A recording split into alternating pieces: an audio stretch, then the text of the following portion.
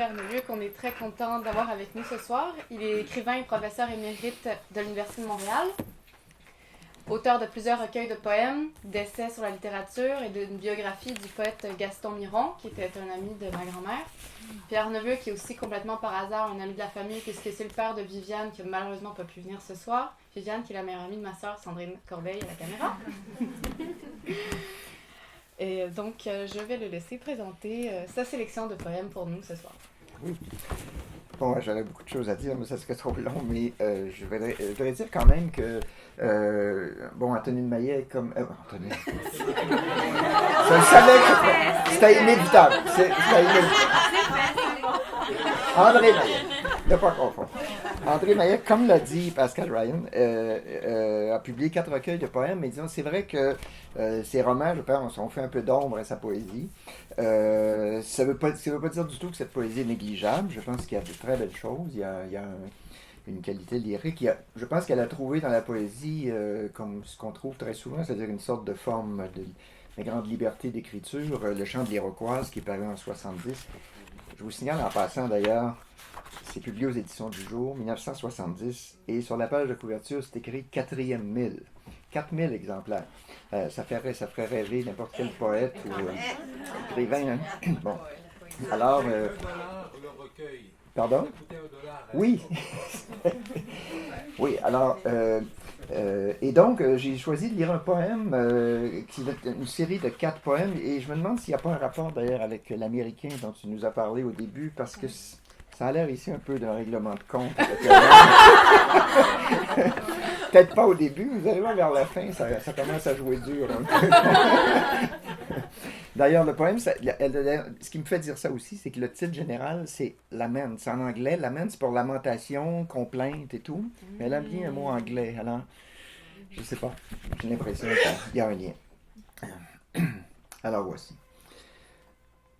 Je mettrai un doigt sur ta bouche avant que tu ne profères ce mot qui pince à mort. J'évoquerai la brume qui se lèvera devant tes yeux avant que tu ne poses sur moi ce regard qui me cloue. Je retiendrai tes poignets dans un bandeau de soie bien avant que tu ne les élèves pour frapper. Je glisserai sous tes pieds un carreau duveté bien avant que tu ne te dresses pour fuir.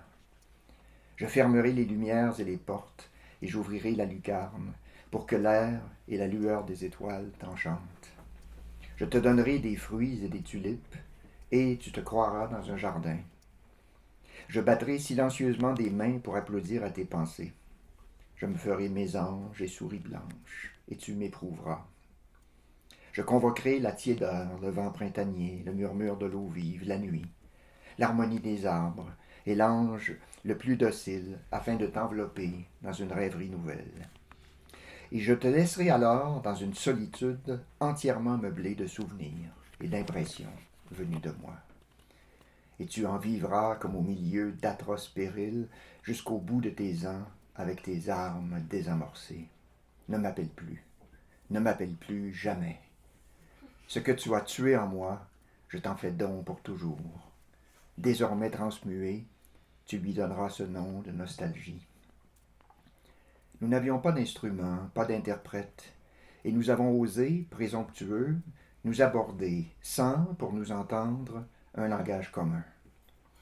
Nous ne devions que nous tenir l'un près de l'autre, en des attitudes de repos et de confiance. Tandis que c'est en adversaire que tu me fis face, et moi, j'ai tiré ma lame. Blessés à mort tous deux, nous traînerons quelque temps nos vies sanglantes. Tu voulais cependant refermer tes yeux sur les miens, et tes lèvres sur les miennes, et de tes mains retenir mes mains, et de tes jambes m'encercler durant cette heure, celle-là dont je te dis qu'elle ne finit jamais pour personne. Alors voilà, donc, elle avait...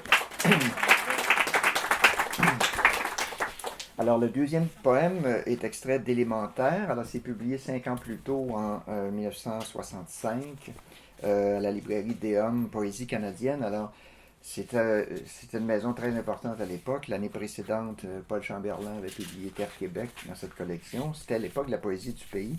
Mais ici, c'est pas, dans ce recueil, c'est pas vraiment la poésie du pays, quoi qu'il y a des paysages, le Lungava et d'autres aussi qui sont évoqués.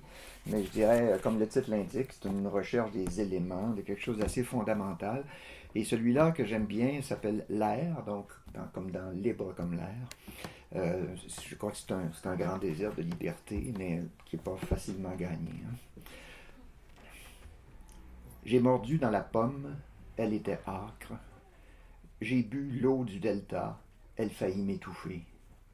J'ai respiré l'astère sauvage des marécages, et je me suis endormi. J'ai veillé sous la lune, et j'ai perdu les sens. J'ai marché sur la haie, mes pieds en ont saigné. J'ai frappé les arbres, frappé fort, à tour de bras. Ils ne se sont point ouverts. J'ai tenté d'arracher les racines mauvaises. Elles m'ont résisté. Je me suis enroulé dans les roseaux des bergers. Ils ne m'ont pas retenu. J'ai creusé dans le sable et l'or m'a recouverte. Alors, je ne crains pas les gouffres dont je puis voir le fond. Je ne crains pas l'étoile dont je connais le nom.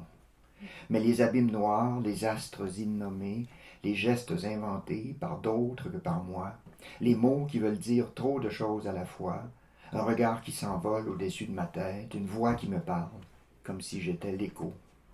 Tout cela me fait peur et fuir vers mon image.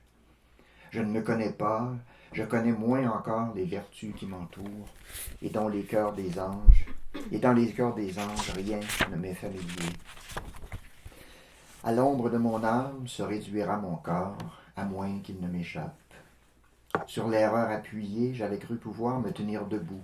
Je suis couché, maté pour soulever le chef. Il faudra qu'une force, en hurlant des hauteurs, m'agrippe les cheveux. Je l'attire humblement, car je sais qu'elle existe. À travers les étages du temps et l'amas lourd de mes refus, je puis l'apercevoir.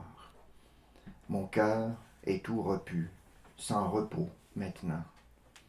Je ne suis pas le serpent qui digère et sommeille. Je suis l'oiseau gavé qui n'a pas voulu suivre ses frères migrateurs. On me réveillera, et ce sera pour mon bien. Mais si l'on m'encageait, j'emporterais la cage. Il faudra donc attendre le retour éternel des grandes migrations, et puis me joindre à elles. Voilà.